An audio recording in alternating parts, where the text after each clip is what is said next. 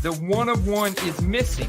I knew something was up. Pop, that's almost twice as much going for the same price. I just freaking love that rated rookie logo. Doing more buying. Which one of these 5 quarterbacks has the worst set of pass catchers to throw the football to? Guess how much I sniped this for an auction? Number to 5, you dirty animal. I'm telling you, these optic on-card autos are money.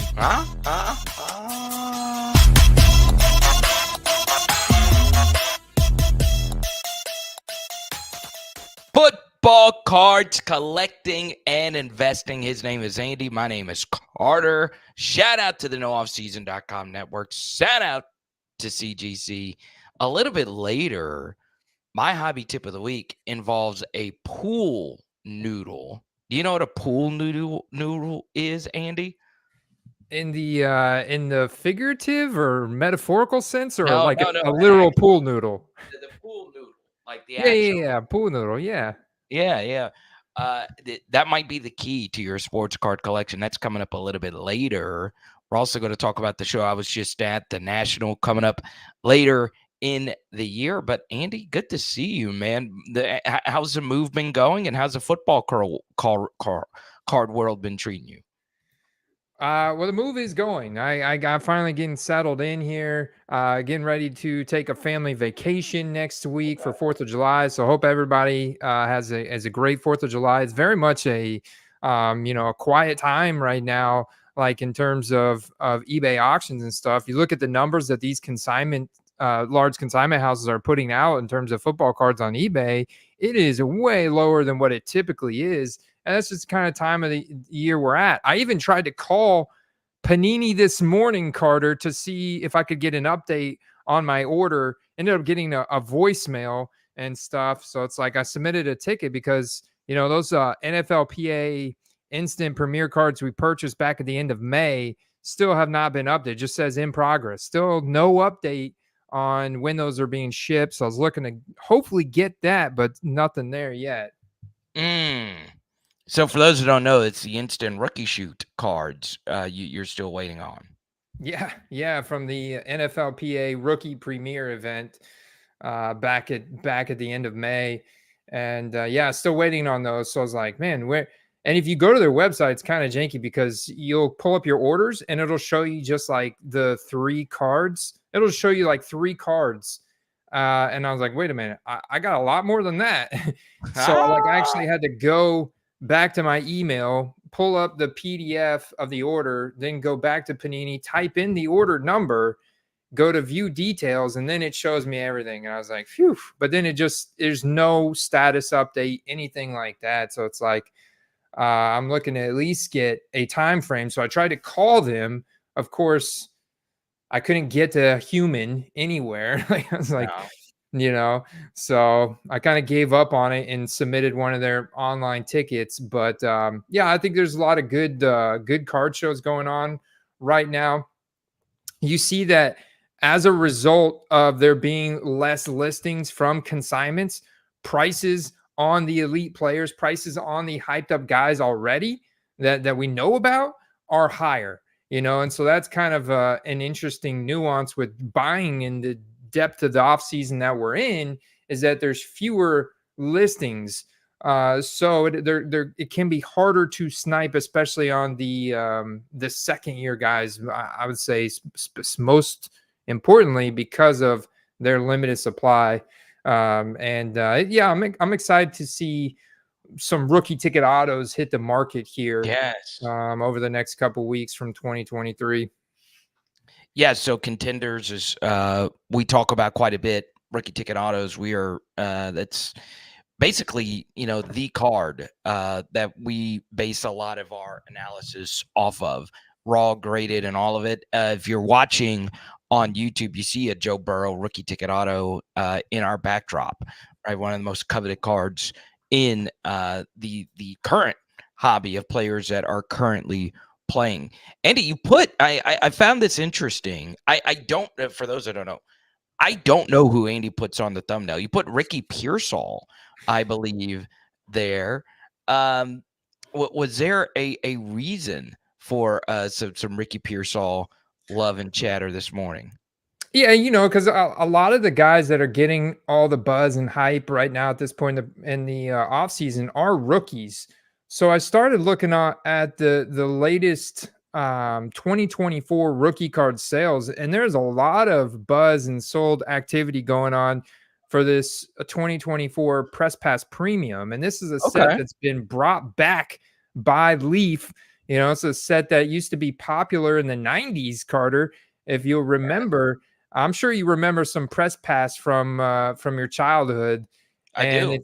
it's being brought back by Leaf here, and there's like a ton of sold. So I found this Ricky Pearsall reflector that caught my eye, and you know he's a guy that's got quite a bit of buzz. Obviously, he's got that into the first round draft capital there from San Fran, and pretty big athletic profile, crowded wide receiver room there with Debo and Brandon Ayuk, but man, he's got some hype playing for San Fran, and these cards I've gotten a lot of hype. But you look at this one, it's not well, it is serial number 4 out of 10 on the back, but look at that off center, really off center, Yeah.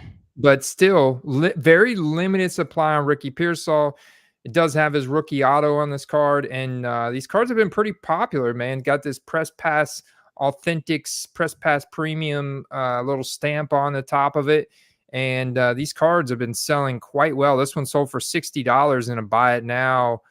Yeah. Just what was it, yesterday? Yeah, two things. Big shout out. For some reason, Andy, a lot of running backs have gotten married recently. Christian McCaffrey got married. Clyde Edwards-Helaire got married. And do you remember Stephen Ridley of the Patriots? Played Stephen in L- Ridley, yeah. Yeah, so I have a few of his press pass autos in my collection. But shout out to Ricky Pearsall. A little bit of a side topic here. Look at the SIG. Put it back up there. Thank you, Ricky, for actually putting an actual SIG on your card, man. That is a thing of beauty right there. I don't know how you get Ricky Pearsall out of that, but it looks beautiful compared to the George Pickens nonsense that you have to deal with the modern era guys. But yeah, Andy, press pass, while it wasn't ever really like the biggest thing, it was a thing for a while. So I'm glad they brought it back. I love the way the refractor looks, even though it's technically a reflector. So yeah, I'm in on press pass. Let's go. Yeah, and they're kind of innovating. You know, they've got a mix here of future NFL draft prospects.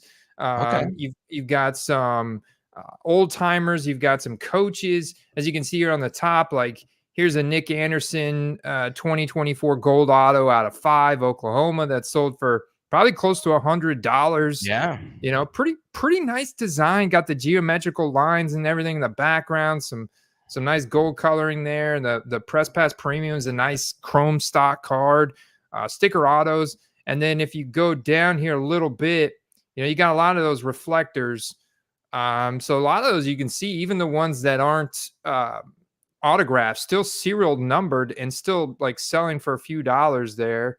And like they got some Brett Favre in there with a silhouette. So they're not only adding the Press Pass premium chrome stock with the reflector finish, they're also adding like that flare showcase silhouette in the back that is pretty popular. I think that's a pretty neat looking card. You got the Dick Butkus here. I mean, some pretty interesting cards coming out of the set. Oh, this is what I want to pull. There's Jimmy Johnson trophy case auto insert here out of 10 that it actually didn't sell for that much. Surprised, like this is pretty cheap, less than $20.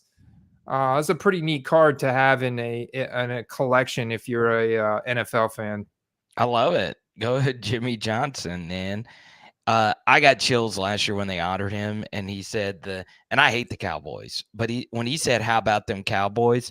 That was the ultimate nostalgia moment in the NFL last year. So yeah, I've always been interested in iconic coach autos, and that's a really good price for someone who probably doesn't have a whole lot of cards printed. And something else about a coach in this set is these cards are unlicensed. So it does take away, you don't get the logos and stuff like that on it. But with the coach, it's just not as important as the it's as all the other stuff. Now, Andy, I'm actually going to throw a curveball at you. I want to take a few of these press pass questions here. Jason said he just bought his Jackson Dart press pass auto. Okay. Yeah, see, I'm looking at these cards as flips. So, Right. like if I'm not collecting, like right, if I'm a big Jackson Dart fan, I want to stash it, whatever. I want to have a very early Jackson Dart auto, even though he's got some out of Bowman Chrome University. I do like these cards. I like the aesthetics. I like the design. If I was a collector and get one pretty cheap, if I get a Jackson Dart auto for under $50, I feel like I'm winning, and because you not only have the ability to flip it at draft time next year. But you have one of his early autos. Maybe it's a long-term stash. Maybe he develops into a big-time NFL quarterback, and you've got to have value in just having one of those early autos of a quarterback, even if it is unlicensed in his college uniform. But the guys that are like the Troy Franklins and stuff that I'm looking at right here that are cheap, like if I was looking at Troy Franklin's total market, like this is not a bad card. It is serial numbered out of 99. Does have a rookie auto. And it's got that Leaf XRC little rookie, logo on it. I'm looking at that as a flip. Like I'm going to be trying to, and my expectations aren't going to be super high. I maybe try and get $20-$30 for that if the hype hits just right come September. And he does have that chemistry with your boy Bo Nix out there in Denver and with Sean Payton and you catch that spark. I'm just going to try and flip it quick before all the pro uniform cards out and before this card kind of gets smothered by, all the other pen pals and turn of the century autos and all those other sets that are going to be released in the near future. So yeah, I'm looking at most of them as flips, but I do think there's some pretty cool long-term, like just collector pieces in here. No doubt. So one thing that I think will be very interesting as far as the future of the NFL. All right, I'm throwing just massive curveball right in the middle of this show. All right. Football is about aesthetics, right, Andy? We love the way the jerseys look. We love color matches. We love all of that. I will be very interested. I did a video on this on Power Hour NFL, and it's honestly blown up. It's approaching 22,000 views about the Guardian cap. Do you know what that is, Andy? Oh yeah, it's a big space age padded helmet that they wear to try and prevent neck and head injuries, right? Right. So now in the NFL, you can if you choose to do so, you are allowed to wear a Guardian cap in the game. What? Yeah, you can wear. It has been legalized for you to wear Guardian caps during the game. So it's interesting. It always feels so ancient when you look at a football player with a leather helmet, right? And are we going to look at like cards the same way if every single player wears a Guardian cap? I'm going to be interested to see how many players actually wear it during the game. And if everyone wears it, is that how we're going to see the players on football cards? And then on top of that, Andy, I talked about this in the video. If people want to go check it out, there are plenty of players that don't want to wear it because of the aesthetic. And there's marketers that are like, man, the helmet is the coolest thing. I mean, all these NFL helmets look so slick. They're so shiny. It's where the logo is displayed the most prominent. You don't really see a whole lot of logos on jerseys anymore because it's very minimalist. So, Andy, there might be a world where all our football cards have Guardian caps on it. That would be pretty funny, man. That would be pretty. I mean, it definitely makes their head look a lot bigger, right? So I've seen a couple like practice, cards with the picture of the guy in practice uniform stuff that has the Guardian cap on it. I definitely think there's some certain players like a Tua, for example, that would probably benefit from always wearing the Guardian cap. You Exactly. just have to swallow that pill of, hey, I'm not going to look cool anymore. I'm going to look like the biggest goofball on the field, but maybe I live a little bit longer. I sustain more brain cells, and I can play more football. I don't know. I mean, makes sense, but I do get it. They're going to have to start. What they should do is put logos on the outside of the Yeah. Guardian cap, like, and somehow build those into the helmets, because I don't see. You're right. I see most of the players do want to look cool. That's why they're wearing their chains and stuff out on the field as Yeah. well. Like, I always like one of that. I see the guys wearing, their thick chains on the field. I'm like, man, I wouldn't do that, because I'd be, afraid that it's going to get ripped or going to choke on it or something. But a lot of these guys, they don't care, right? They can buy a new No. one or whatever. It's all Yeah. like aesthetics. Right. I mean, when Justin Jefferson had a chain fall off of him in the Eagles game, that chain was a teacher salary on the ground. I mean, look good, feel good, play good. When I interviewed LSU players and knew them back in my LSU days, they would always say that: look good, feel good, play good. So I just want to throw that out there. I don't know how much it's going to affect the games. I don't know how much it's going to affect cards, but it would be interesting to see if football cards change with the players with that on their helmets. I still don't think the players are going to wear them. I still don't think so. All right, so let's get to a few questions here. Once again, if you do super chat, which means you throw a little money Andy's way, we go straight to your question. If you want a football card analysis from Andy live, he's not able to go live at night because of the move right now. So let's take a few. Nick LaFave has a question here about Shedeur Sanders autos.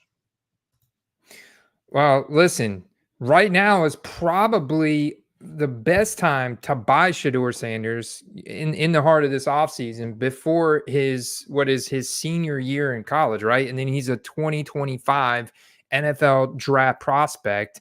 I think this is the time to buy him, Carter, before the college football season hype reaches its peak. And you saw the start he got off to last year. Do you feel that there's a chance that he could get off to a similar start this year, which would obviously lead to a price increase? Yeah, his autos go for a lot of money for a guy who's had one good year Division One Power 5 starts. Green Auto Bowman U. I saw this one go yesterday. Buy it now, $350. So it wasn't an auction, just someone just got on there, buy it now. I love the Shedeur Sanders play. The one thing I've noticed when I've done Colorado videos, Andy, is Colorado fans and the Dion Shedeur fan base, they are very, very impulsive. Very impulsive. So they will drink Colorado bathwater. When you say anything negative about Shedeur Sanders and his ridiculously high sack rate and lack of tight window throws and so on and good athleticism, not elite athleticism, people go crazy. I think he is a very good NFL draft quarterback prospect. I don't think he is the number one overall prospect like quite a few people think, but that doesn't matter. I mean, we're talking about one of the biggest stars in all of football right now. So I like it. If he plays well towards the beginning of the season, which he should, his stuff is going to shoot up. And unlike last year, where we only had like Onyx stuff at the beginning of his season, we now have Bowman U of him in Colorado uniforms, even though they're kind of poorly photoshopped on there. So yeah, I think Shedeur has a chance to get absolutely wild this year, especially if he does play well and everyone's hyping him up to be the number one overall prospect. What I find to be interesting, though, Andy, it's a little anecdotal here.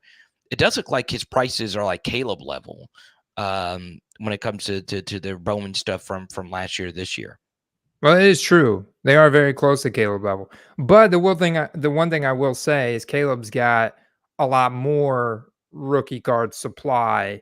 So comparatively, they're a little bit less than Caleb, because Shedeur has a much lower supply. True. And so if he was Caleb level, I think these cards like this Bowman University Chrome First PSA 10 here would be selling for closer to $500-600 if he was Caleb Bell. So the other thing I noticed is like most of the Caleb auctions on this card, if you go look them up, they're going to get anywhere between 30 and 50 bids, a little bit more competition.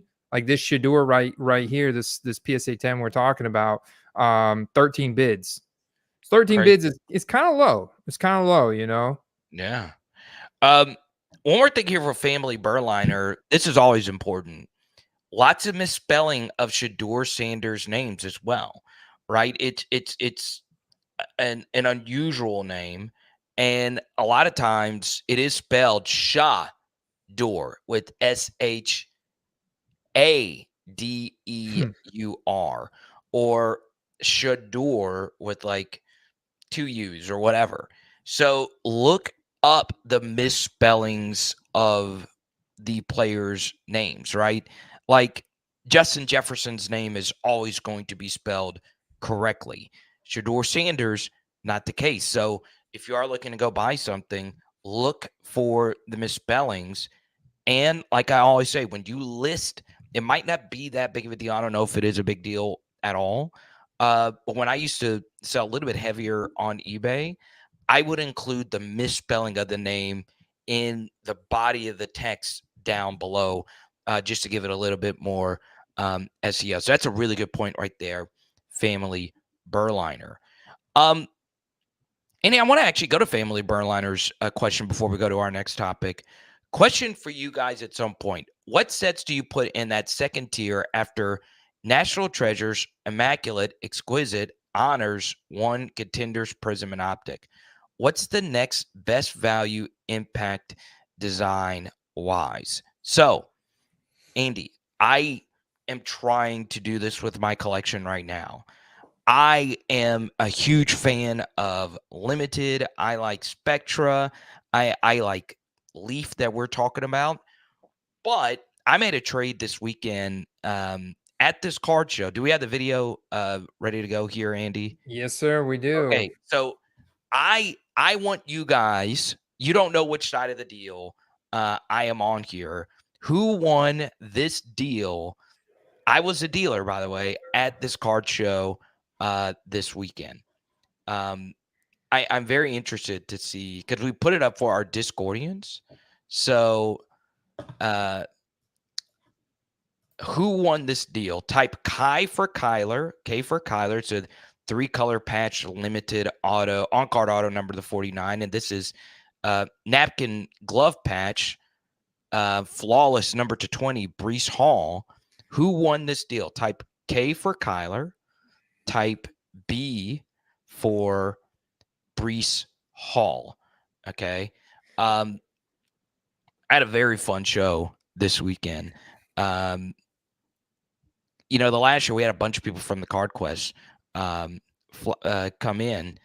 And believe it or not, Andy, I was on the Brees Hall side of things. I'm not a huge running back guy, but look, a lot of people are agreeing with me.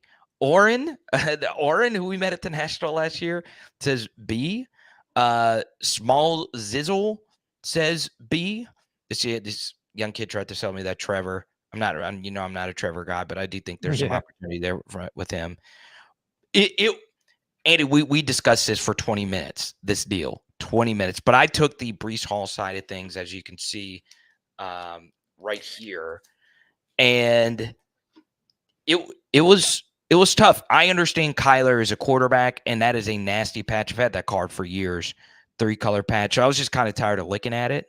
But part of why I did this is because it was flawless, right? Flawless over limited, and it was a flawless number to 20. And what's interesting, Andy, when I sat the card on, I just put it in my display, there was more. So I had the Kyler on display for like the first 10 to 15 or first hour of the show. No one really spotted that out.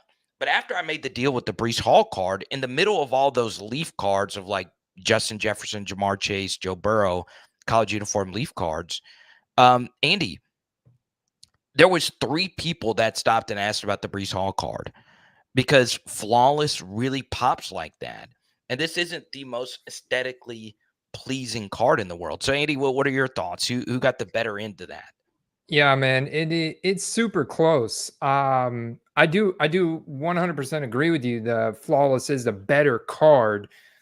The patch isn't great on the Breeze, but it also is not terrible because it's the flawless brand, and you've got the rookie auto of Breece Hall, who could be the number one running back overall this year. It's going to be a tight race between him and Christian McCaffrey and Bijan Robinson and stuff. But Breece Hall is right there, the athletic upside, and it's like he's getting Rodgers back this year. The improved offensive line, everything is right there for him in New York to absolutely smash and just put up insane numbers. So it's like, man, it's really close because Kyler is a quarterback. And it's like you do have a rookie patch auto of a quarterback who's got a lot of Right. upside with Marvin Harrison Jr. coming in. They finished the season so good last year, and now he's getting Marvin Harrison Jr. And it's like, and he's a quarterback, and it's like he's still pretty young. He was the Heisman, and he's like was the number one overall pick, was the rookie of the year in 2020. So 2019. And so it's like, that's a really close trade in my opinion. I guess at this point right now, I would go with the Breece Hall too, Wow. Okay. because it's flawless and because Breece Hall does present, I think, the same upside this year. I think this is going to be the best year of Breece Hall's career as a running back. I would want to have that because look, let's face it, he's got prime like Saquon Barkley, Christian McCaffrey upside this year on the New York Jets. And that is exposure I want. And I feel like that Breece Hall card is a little bit more plus EV than the Kyler, personal opinion. Yeah, I think the Kyler has higher room to go up, but I looked at the comps and this Breece Hall card when there's 2 of them that sold for like $250, like right on the money, and the Kyler was going for around like 200. Might have gone for a little bit more because of the patch was so nasty, but it's flawless versus limited. And this year, Andy, I am trying to focus in, even though it's not a be all end all, and I'm mostly a PC guy. I'm trying to focus in on the bigger brands, right? Because I went to the National last year, had some really sick, rare stuff, but it wasn't of the sense that people desire. And, when I would show that Kyler card to other people I'd show, they would say, oh, it's a great patch, but it's limited. I was like, well, that shouldn't really matter, but it does. So I would never trade a very good quarterback for an elite running back, but I did in this instance. So I went against my own volition there. But it goes back to what Family Burliner was saying, Andy. You should take into account the sets because, It's huge. That's yeah, huge. because even though he didn't mention flawless here, what would you say? Flawless is after National Treasures, in this hierarchy. Would you say that? I would, man, it's tough because I would, in a lot of cases, put flawless as number one. I mean, it really comes down to the photograph of the player they used, and then whether or not it's and most cases, both flawless and national treasures are on card autos. There's some very rare instances where they're not, but they are on card rookie autos, and then they're always serial numbered out of 99 or less. A lot of times flawless are even lower, like 25 or less. And then you sometimes have actual gems embedded in the flawless cards. And so I would almost put flawless ahead of them because I personally like the font that they use for flawless and the gold chrome finish. The detail on flawless just makes it look, to use another set's name, immaculate. It makes it look immaculate. So I feel like flawless is number one, then national treasures, and then immaculate.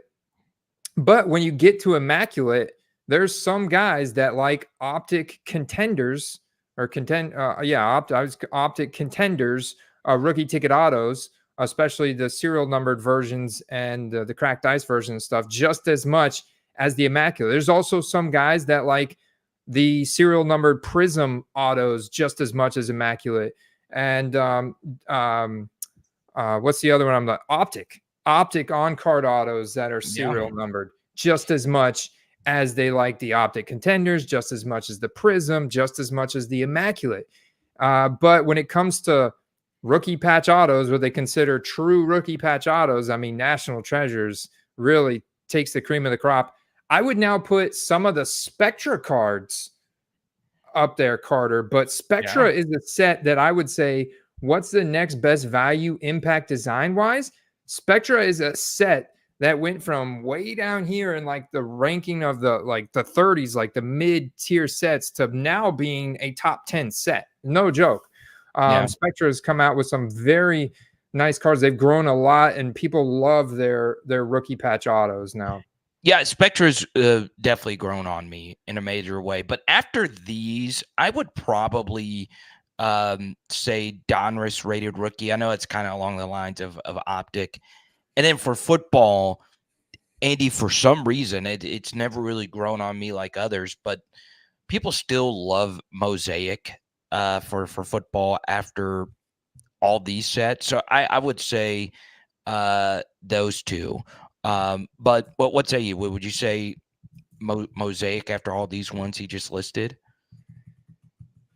Yeah, no, I wouldn't say Mosaic. No, for me, it's, I mean, Mosaic is nice, but it's just, I feel like they go pretty hard on the Mosaic prints, and especially with it coming out so early in the rookie season, I think it's more incentive for them to go hard on that. So probably select as downtown relics. I would say select after that, but select has gone down because of the retail aspect.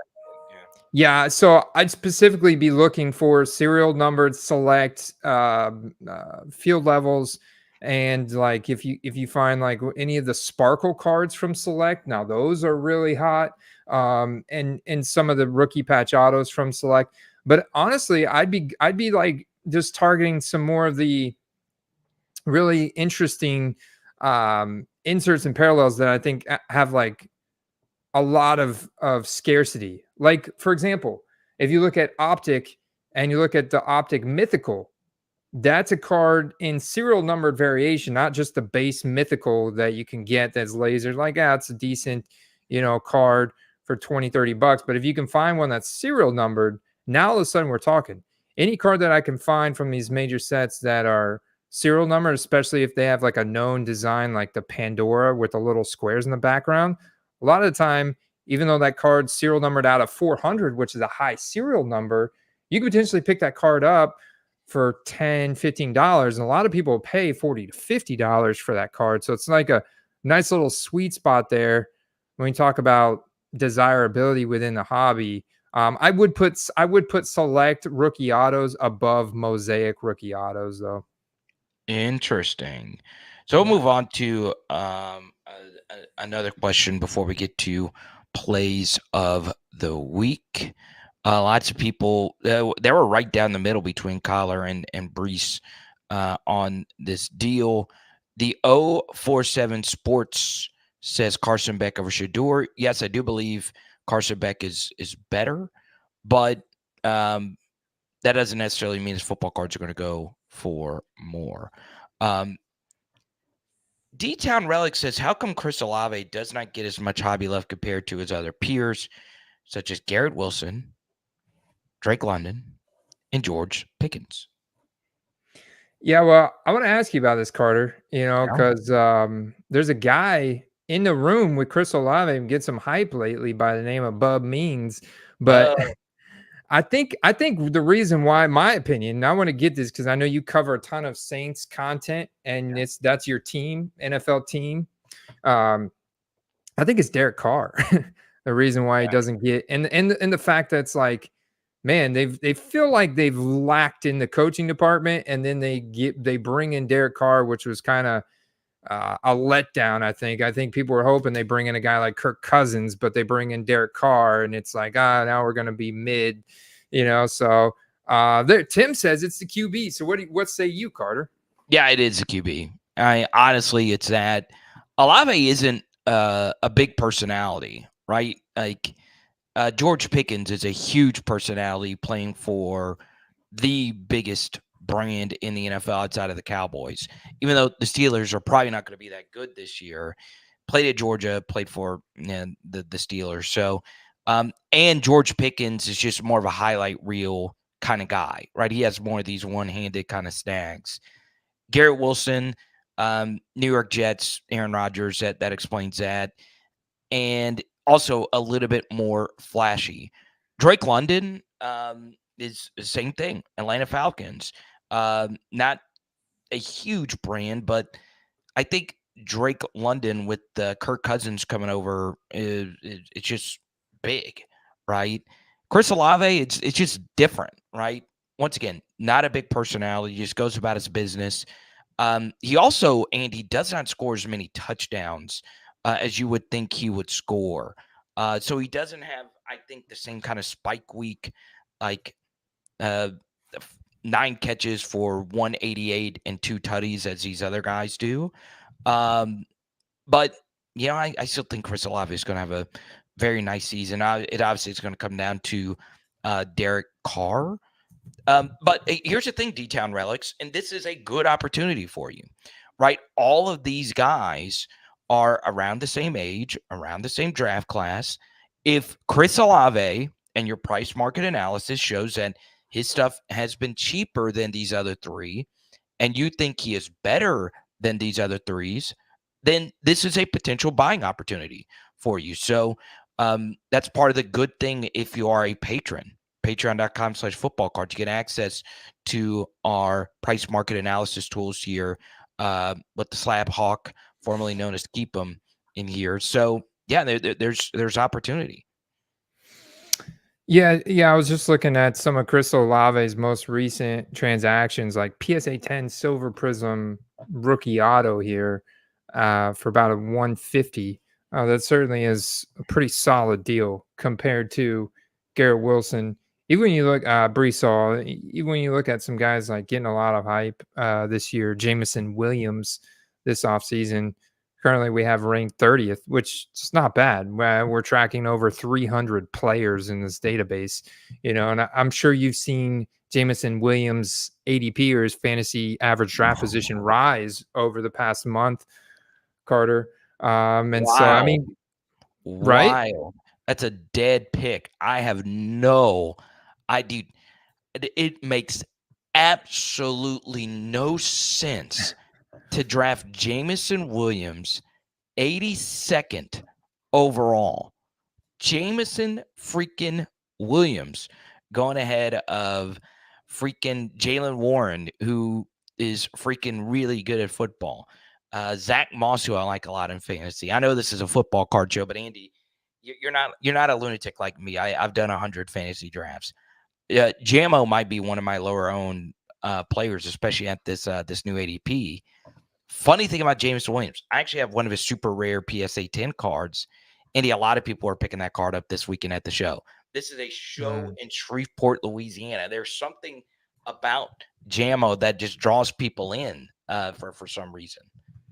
It's those Alabama fans, man. I saw a guy walking around with the Alabama A shaved into the back of his head.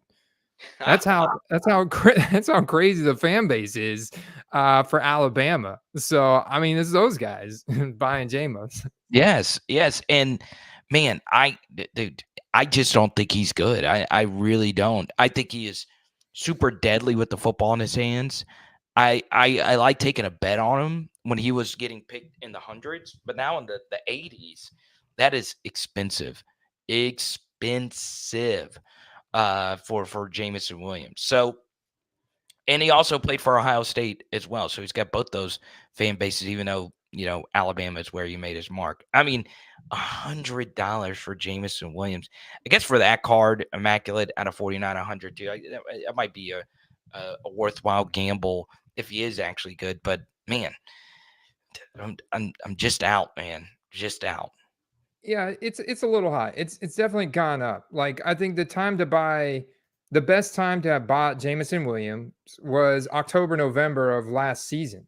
Because right now the expectations have gone up tremendously, and that's been reflected in his rookie card prices, his draft position that he now warrants in fantasy drafts, and so now he's got to either live up to those expectations to continue to maintain his current value in all formats or go up in value, or he's not going to live up to those expectations. They're going to continue to funnel a ton of targets to Amon-Ra St. Brown, Sam Laporta, and Jahmyr Gibbs. And then, and Jameson Williams doesn't have this hot start to the season. I think he goes down again in October, November. Maybe he makes an impact in a playoff game, or he has a big week during your best ball playoffs, which is fine. I'm sure you want to have some exposure to him. Right. But I got to ask you, Carter, I mean, looking at like the price difference, same draft class, same fantasy draft capital as well.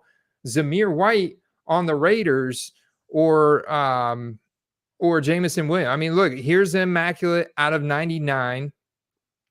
This one has a jersey number match, which I'm not sure if he's still 35 or not. I mean, a lot of these guys change their numbers like every year now, but yeah, he's a single digit now, but it's still a jersey number match. Half the price, $51 in auction compared to Jameson Williams at 100.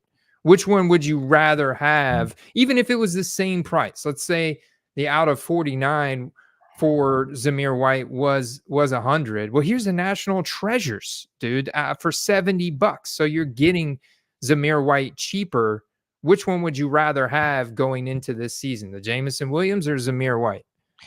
Man, a lot of the analysts are fading Zamir White, and he is one of my most owned players. His ADP has also gone up, Andy, from the pre-draft to where we are now with Jamo.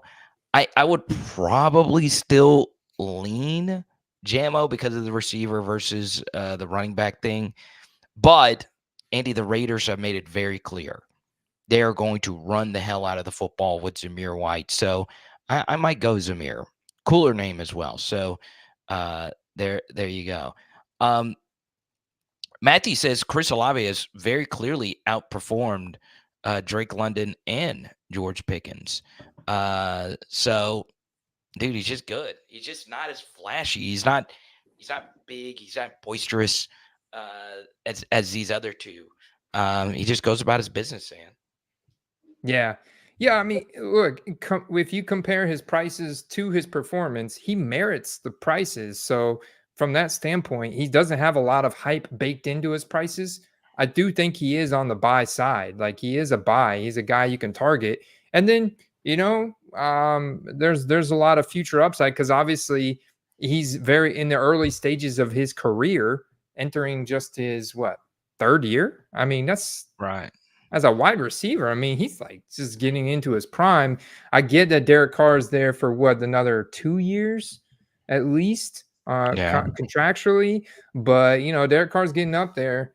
He could easily get injured. Now you got Spencer Rattler hopefully coming in. Maybe that has a big impact to Olave's values, and maybe Rattler plays so good he Dak Prescott's Derek Carr out of the league into the commentator booth like Dak did to Tony Romo. You never know, man. Just saying.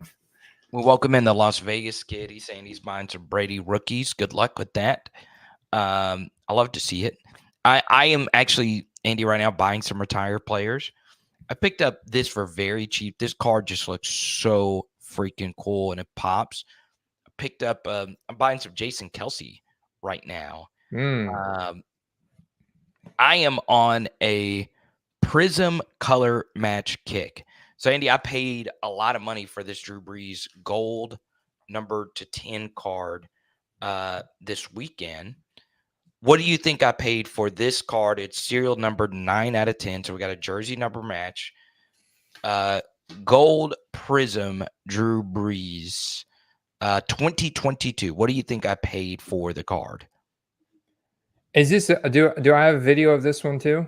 I think you do. I think I sent you a video of it. I think it's this one, right? Right. So, I'm gonna guess. Was this card part of the deal as well? There's the Breeze. I think he eventually gave me the Devin White card back. I don't think he really wanted. I was just throwing it in there. He was dead set on not. He was dead set on not leaving that table without that amount of money. But 150? It was 190. I paid 190. 190 Okay. for Drew Brees gold number /10 jersey number match. I don't know if I know like Drew Brees gold number /10 stuff for like pretty much any set goes in the hundreds, maybe a little less, but the jersey number match, a recent prism, the card looks absolutely gorgeous. I just couldn't say no. And I'm a jersey number match snob. 190. I think it's solid. It's obviously a modern set, veteran card, all that, but it's gold. I mean, so gold supersedes a lot. Plus, you got the jersey number match. There's going to be a lot of super collectors of Breeze that they're going to want that card. I mean, I think 190 is solid, very solid. I just love the card. And I'm going to be honest, Andy, I am on a Prism color match kick. That's why I got this Jason Kelsey card. But the biggest flip of my life happened at the National last year. Marcus Colston, gold number /10, 2012 Prism rookie, bought it for $10 and sold it at the National. It was either $500 or $400, either or. I just know this. If it is a Prism and it is not an insert, if it's a gold number /10 Prism card, it's always going to be coveted, especially if it's not an insert. It just is. And I wasn't really buying anything. But the guy walked up with that card. He had some actually super rare Drew Brees like patch autos, rookie patch autos, and they were more expensive. I was like, no, I want the gold number to 10. And we made a deal on it. So let me know down below in the comment section what you guys think. Now, Andy, it's time for hobby tip of the week. I'll let you go first, man. Sure, man. So, first thing I will say is the release date for Contenders has been pushed out from the 3rd, which was tomorrow, day before 4th of July, to next Friday, or actually, excuse me, next Wednesday of right now, July 10th. So next Wednesday, the release. Of course, you can potentially find Contenders blaster boxes in retail, but as we pointed out last week, that is not a good buy if you're chasing rookie ticket autos. Maybe a fun rip, but very low hit rate on rookie ticket autos. A lot of memorabilia that's not from any game or event. So I would not waste your money. Right now, rookie ticket auto singles from last year, very expensive because the supply is so low. So I would just wait. You're going to have to wait. It's probably going to be like towards the end of July before you can really start to target them, because once the hobby boxes come out, now breakers get a hold of them. They start pulling all the good rookie ticket autos, and a lot of those just circulate right into an eBay auction because they want to move them quick. So that's when you see, like, by the end of July, after typically about 3 weeks after the product's out, is when you see the best auctions, and it's going to look like an excess of supply, but that's just the initial circulation of it going from being ripped to making it onto eBay as auctions, and they want to move it right away. So that's when you can really take advantage. And Optic is scheduled to be released on July 19th as of right now, the Optic hobby boxes. So that's definitely something to keep your eye on now. And I'll say shout out to a couple of our premium members, Brian out there, and Steeler96's username, and then David Mills got both of their PSA submissions back, sending those back to them. But typically right now, Carter, July 2nd, you probably, if you're going to grade cards, you want to go ahead and grade them now to make sure you get them back before preseason starts and hype really starts heating up when we get into full-blown training camp. And so got to shout out CGC Cards and their current services and fees: $11 on bulk submission, 25 card minimum. And the current turnaround time is 50 days or less. And so in that max declared value on that is $1,000. And that's on the raw card, the latest transaction. So you can submit some pretty beefy cards for that $11 fee. And they do a fantastic job with them.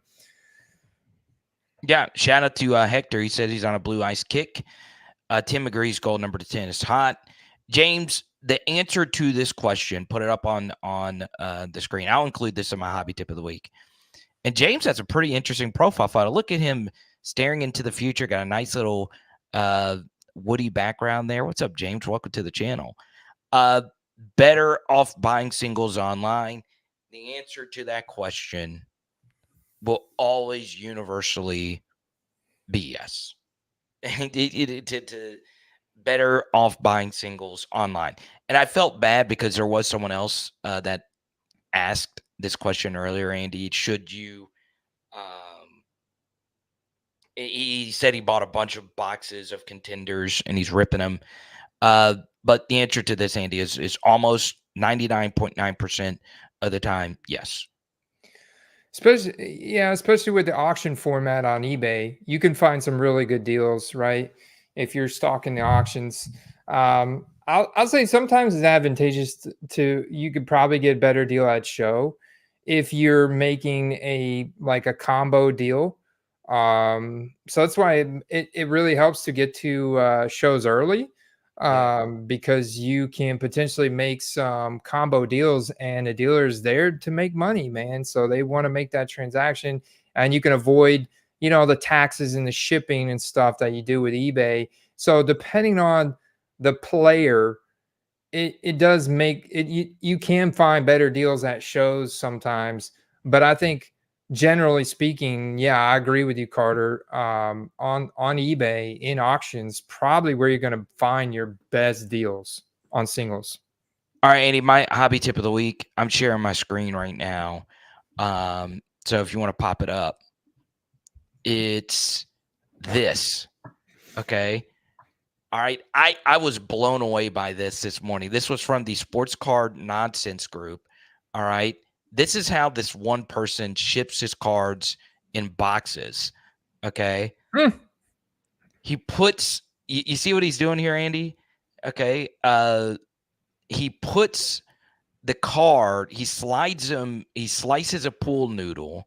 He puts the card in between the pool noodle and cuts off the pool noodle at the top of the box to where the card isn't shaking up and down in the box, if that makes sense. So I don't know if I'm bold enough to do that. I don't. It does look like it works, and I get the allure of it because if you're wanting to ship a card in a box, which a lot of people do if it is a higher end card, as I don't know how much this Michael Jordan card in particular would go for. It might just be using it as an example. So it doesn't. You see what he's doing. So it doesn't rattle up and down, and it's firmly in there. So Andy, are you going to try the pool noodle technique? No, I'm not gonna try. Well, I guess if I had an excess of pool noodles, but I don't have any pool noodles. I'd have to go snatch some little kid's pool noodles from down at the pool. I don't. But here, this was his point. All right, and it was a very good point. Is that pool noodles are insanely cheap, insanely cheap. Yeah, I think they're like $2 per noodle. So, but look at the dimensions of the box that you're now shipping, and that should increase your shipping rate dramatically. Right. So the thing is, if you're shipping a super high end card, like it would have to be super high end. But really, though, Andy, like I ship a lot of hats and stuff like that in boxes. If it's under like a certain weight, it's the same amount if you're sending it in the bubble mailer. Literally, I've sent plenty of hats in boxes under like a pound. Actually, I've sent a lot of hats in like 5 ounce, 6 ounce increments. It's the same amount on pirate ship as if you're shipping, if you're shipping in a bubble mailer. But what I see most people do, Andy, is I still like, for instance, a Pac-Man card's got like a $30,000 Desmond Bane card or something like that. and it was shipped in a box, and it was in 7 different bubble mailers. 7. He opened up one, there's another bubble mailer, opened up another, was another bubble mailer, there's another bubble mailer, another bubble mailer. It was the most insane thing I've ever seen. So a lot of people ship in boxes because I guess it is a little bit sturdier. But I think what I would do is I would put the card still in a bubble mailer, just tightly as I possibly could, and then slide it into a pool noodle crevice. Okay, look. Okay, Hector, who deals with higher end cards, he's done the pool noodle technique. Look at it. Look at Hector. I mean, functionally, it does sound like it would work very well because pool noodle is like a very thick foam, you know. So it's like it definitely gives you that stability, you know, and cushion for your card that you want. But I mean, ultimately, to me, it's like, what resources do you have on hand? You know, I just literally PSA sends you an entire roll of bubble wrap back with your order. I mean, so does CGC. So I was like, I get all this. I even like random orders that you order off of eBay. A lot of times, yeah, I'm opening bubble mailers within bubble mailers. So I have all these extra packing supplies that I just recycle and reuse.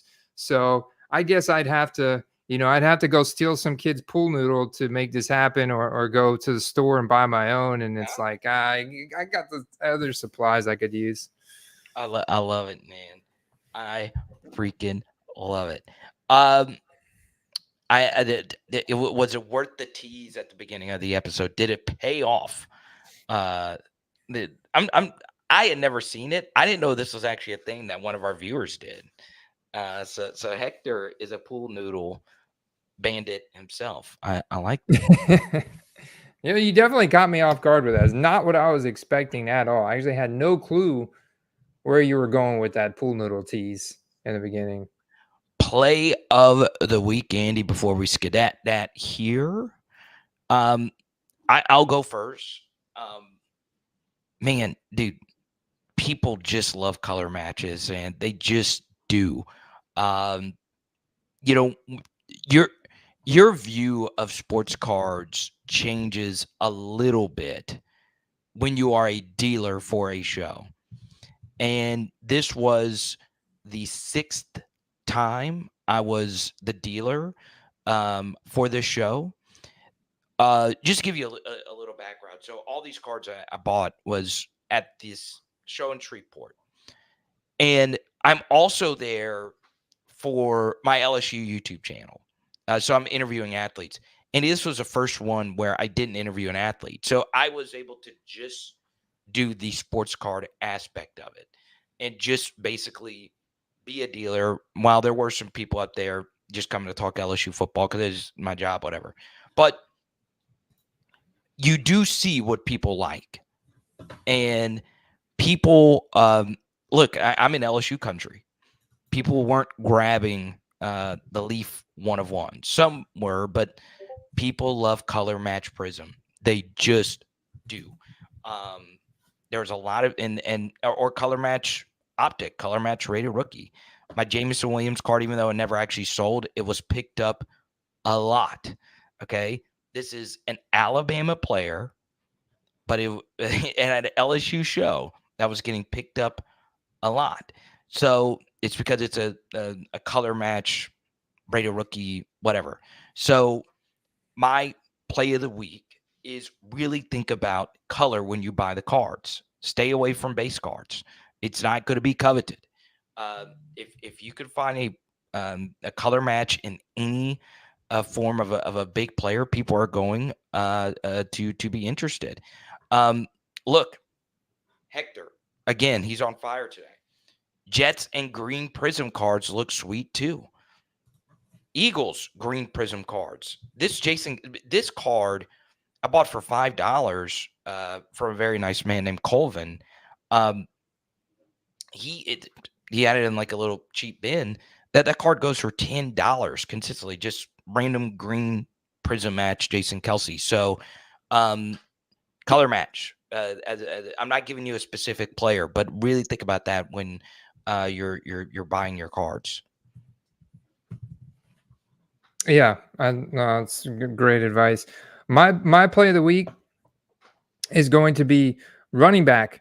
I love to look at market size, and then behind that, I like to target running backs that are young, huge markets that have explosive athletic profiles. So I get Ramondre Stevenson signed a new deal with the Patriots, but I am targeting Antonio Gibson on the roster. Oh, I think you're a Ramondre Stevenson fan, but man, I just love the athletic profile of Antonio Gibson. You know, we saw his rookie card spike early on his rookie season, like November, and then again in the second year he had a lot of hype, but he lost favoritism with the coach. They bring in Ron Rivera, who brings in Brian Robinson, and then there's a little bit of fumbling issues with Antonio Gibson at one point, but it wasn't a lot. It was like 2 fumbles or something. One of them was like in preseason or something. It was never a lot, and so Antonio Gibson's a guy who's got very little mileage on his wheels because he's primarily a wide receiver in college. The athletic profile is absolutely insane for this cat. 97th percentile 40-yard dash, 99th percentile height adjusted speed score. Out of the 2020 class, he had a top 3 athleticism score, and he put up over 1,000 rushing yards in his second season with 300 receiving yards. So I look at this as a new opportunity for him. We don't know exactly how this offense is going to run with new coaching in New England and potentially a rookie quarterback, but also Jacoby Brissett, he could start the season too. So I'm looking at Antonio Gibson, and you look at the pass catching room.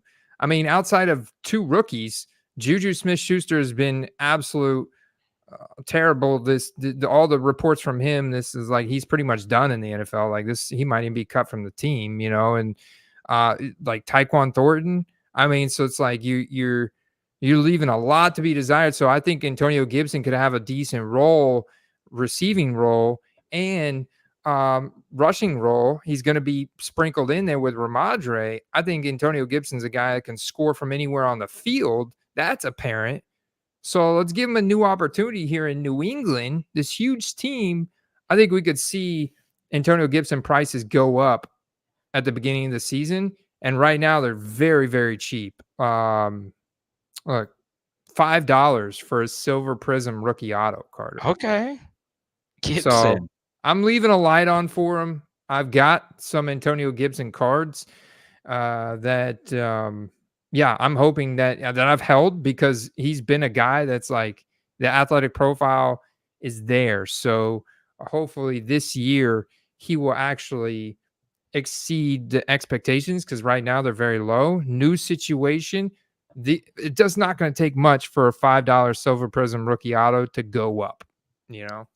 One thing that I do like Antonio Gibson. Another thing I really like about that is, yes, the Patriots made a long-term commitment to Ramondre. I think it is some signal, Andy, because this is a new coaching staff, but they went on ahead and paid him anyway.